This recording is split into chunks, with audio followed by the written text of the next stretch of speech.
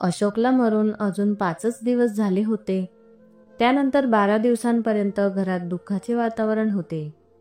एके दिवशी अचानक एक गाडी येऊन त्यांच्या घराजवळ थांबली.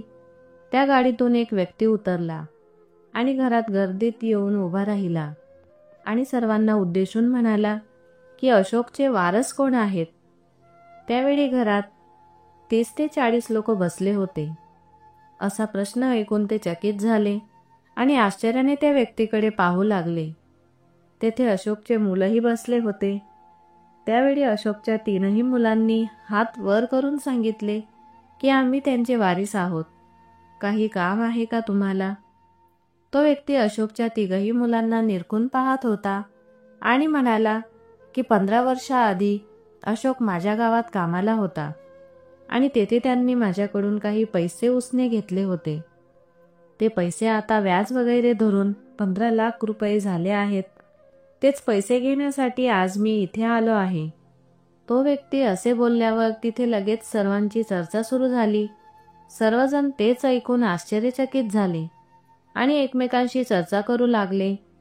त्याचवेळी अशोकचा मोठा मुलगा, ज्याला सरकारी नोकरी होती, तो उठून उभा राहिला आणि त्या व्यक्तीला म्हणाला की तुमच्याकडे काय प्रूफ आहे की माझ्या वडिलांनी तुमच्याकडून उसने पैसे घेतले होते?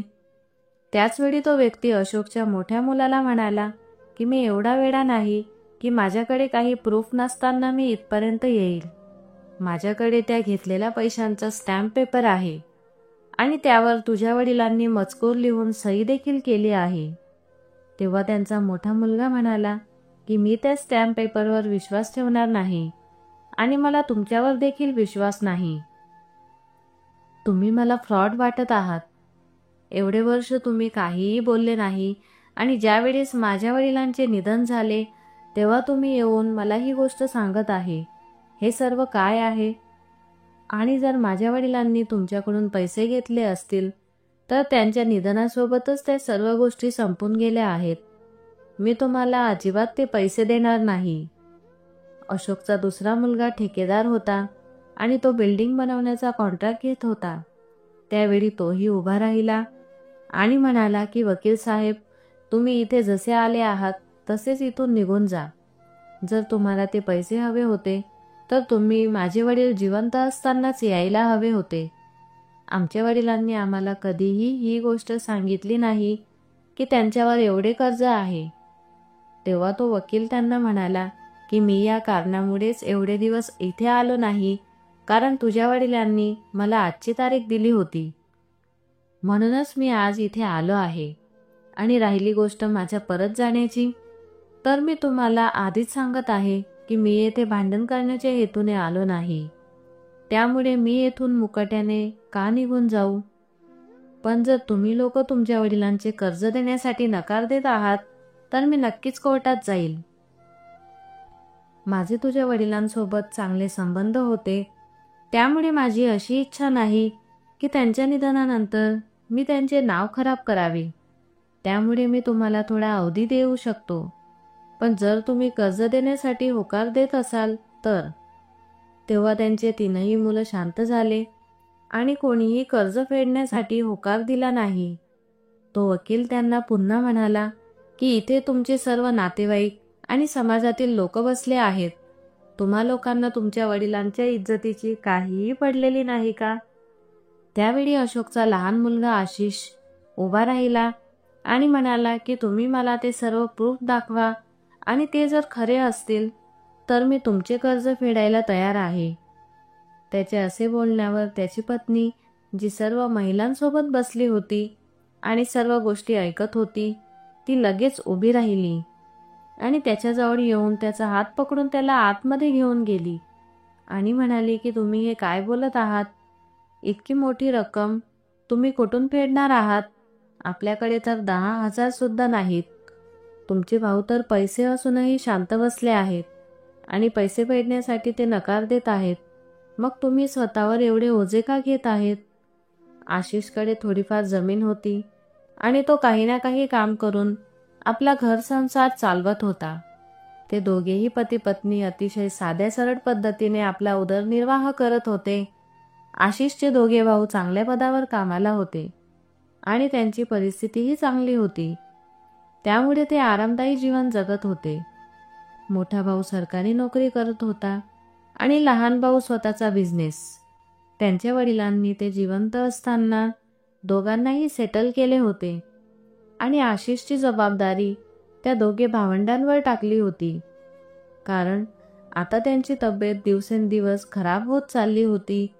पण दोन्हीही भावांनी कधीही आपली जबाबदारी पार पाडली नाही आणि ते दोन्हीही फक्त आपल्या संसारात मग्न होते. त्यांनी आशिषकडेही लक्ष दिले नाही. त्यांनी आशिषला कोणताही बिझनेस उभा करून दिला नाही किंवा त्याला कधीही कोणतीही आर्थिक मदत देखील केली नाही. आशिषने देखील आपल्या भावंडांना कधीही या बाबतीत तक्रार केली नाही. त्याने कधीही या गोष्टीसाठी कोणालाही दोष दिला नाही. त्याच्या आयुष्यात जसे चालले होते तसे तो साधारण पद्धतीने मेहनत करून आपला उदरनिर्वाह करत होता. त्याच्या वडिलांनी फक्त तिघा भावांच्या नावावर शेती केली होती आणि त्यातूनच त्याला थोडाफार मदत होत असे. ती शेती त्याचा एकुलता एक आधार होता. परंतु ती शेतीही आता त्याच्या नशिबात नव्हती, कारण आज ती शेती त्याच्या हातून जाणार होती. आशिष आपल्या पत्नीला म्हणाला की मी माझ्या हिश्श्याची शेती विकून देईल आणि ते कर्ज फेडेल, परंतु माझ्या वडिलांचे नाव मी खराब होऊ देणार नाही.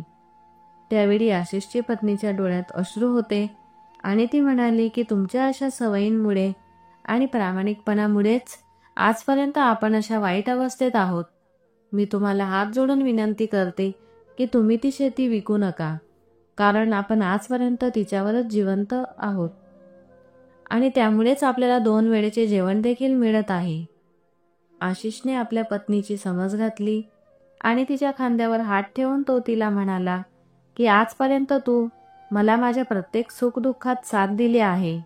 आज माझ्या वडिलांच्या इज्जतीचा प्रश्न आहे आणि गावातील संपूर्ण लोकही येथे जमा झाले आहेत.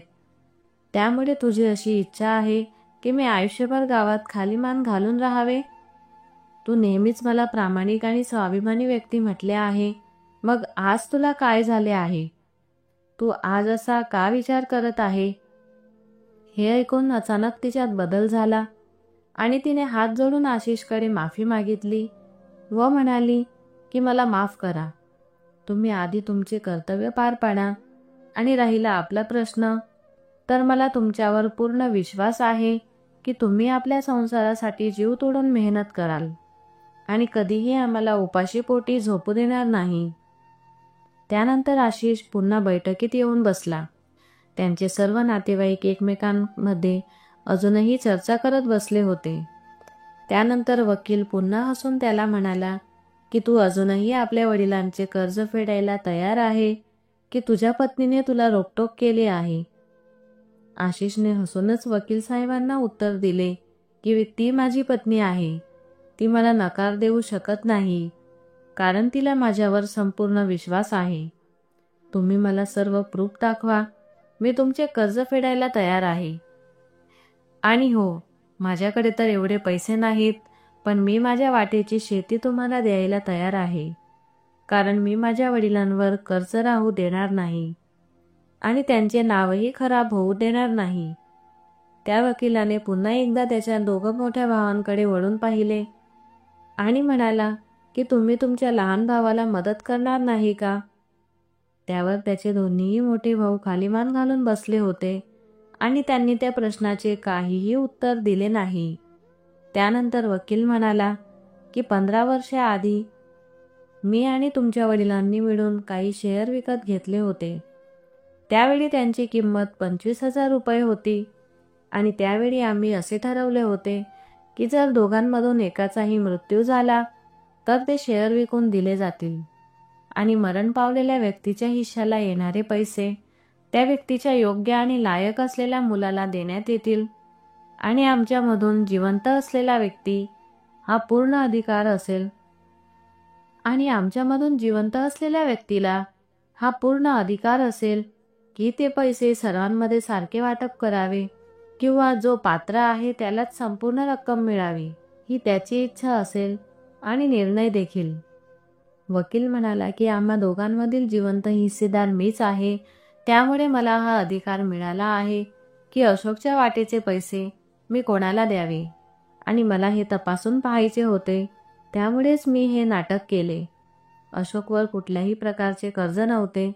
या उलट शेअर मिळाल्यावर आणि टॅक्स कट झाल्यावर उरलेली रक्कम 15 लाख रुपये आहे आणि ते 15 लाख रुपये मी माझ्या इच्छेने अशोकच्या लहान मुलाला म्हणजेच आशिषला देणार आहे, कारण आशिष त्यासाठी पात्र आहे. जे मुलं आपल्या वडिलांचे कर्ज फेडायला आपले कर्तव्य समजत नाही, त्या मुलांचा आपल्या वडिलांच्या संपत्तीवर काहीही अधिकार नाही. वकिलाच्या तोंडून हे सर्व काही ऐकून सर्व लोक आश्चर्यचकित झाले आणि अशोकची दोन्ही मोठी मुलं सुन्न झाली आणि त्यांनी शरमेने आपली मान खाली घातली. त्या दोघांच्या पत्नी काही वेळापूर्वी आशिषला मूर्ख समजत होत्या, परंतु आता त्या आपल्या पतींना दोष देत होत्या. वकिलाने आपल्या असिस्टंटला इशारा केला आणि पैशांची बॅग मागवून घेतली आणि ती पैशांची भरलेली बॅग त्यांनी आशिषच्या हातात ठेवली. हे दृश्य पाहून तेथे जमलेले सर्व नातेवाईक आणि समाजातील लोक आशिषचे कौतुक करू लागले आणि गर्वाने त्याच्याकडे पाहू लागले. जेव्हा आशिष पैशाने भरलेली बॅग घेऊन आपल्या रूममध्ये गेला, तेव्हा त्याची पत्नी धावतच त्याच्या जवळ आली. तिच्या डोळ्यात अश्रू होते आणि ती आपल्या पतीला म्हणाली की आज मला समजले आहे की प्रामाणिकपणा आणि सत्याच्या मार्गात अनेक अडथळे असतात, पण एक ना एक दिवस नक्कीच आपले सर्व काही व्यवस्थित होते. तर मित्रांनो, आपल्याला या कथेतून असेच शिकायला मिळते की आपण आपले प्रयत्न सोडू नये आणि नेहमीच प्रामाणिकपणा आणि सत्याचा मार्ग स्वीकारावा. त्याचे फळ आपल्याला कधी ना कधी मिळतच असते. स्वार्थीपणाने काहीही साध्य होत नाही, त्यामुळे आपले नेहमीच नुकसान होत असते. म्हणून नेहमी स्वतःसोबतच दुसऱ्यांचा देखील विचार करा. तर मित्रांनो, तुम्हाला आजची कथा आवडली असेल तर आपल्या मित्रांसोबत शेअर करायला विसरू नका आणि चॅनलवर नवीन असाल तर चॅनलला सबस्क्राईब आणि लाईक करा. मला अपेक्षा आहे की तुम्हाला आजची कथा नक्कीच आवडेल, त्यामुळे कमेंट्स करायला विसरू नका. आपण पुन्हा भेटूया एका नवीन कथेसह. धन्यवाद.